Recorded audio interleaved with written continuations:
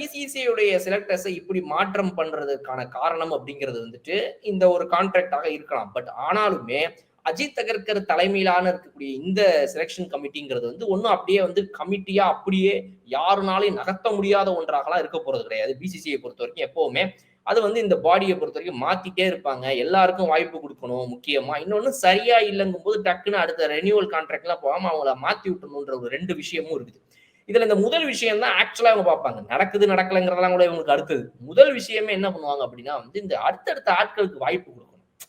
இப்போ வந்து ரிட்டையர்டு கிரிக்கெட்டர்ஸ்னு பாத்தீங்கன்னா அஜித் அகர்கரை விட இன்னும் பல பேருக்கு பாக்கி இருக்கிறாங்க இந்த லிஸ்ட்ல. அவங்களுக்குலாம் ஒரு வாய்ப்பு கொடுக்கணுமா இல்லையா அப்படிங்கிறதும் இருக்கும். அதனால பல பேர் வந்து அப்ளை பண்ணிக்கிட்டே இருப்பாங்க பிசிசியோடைய இந்த ஒவ்வொரு பணி நியமனத்துக்கும். அதுல யாரையாவது ஒருத்தவங்களை இவங்க எடுத்து போடுவாங்க. இப்ப அஜித் அகர்கருக்கு பதிலாக நாளைக்கு ஜாகிர் கான் வரலாம், ஆர்பி சிங் வரலாம், ஆஷிஷ் நேரா வரலாம், யாரு வேணாலும் வரலாம். பட் 2வதா நம்ம ஒண்ணு சொன்னோம்ல, அததான் இவங்க ஆக்சுவலா கவனிக்கணும்.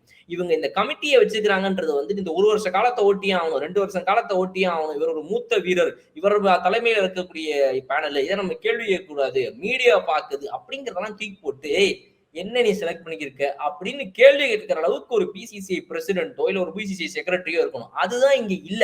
எல்லாமே ஆமாப்ல நம்ம 2002ல நவம்பர் ஒரு மேட்ச் ஊத்து அன்னைக்கு அந்த மேட்ச் ஊர்காயா கொடுப்பா இப்படின்னு இவங்க பிசிசிஐ மீட்டிங் நடத்தினா வேலைக்கு ஆகாது.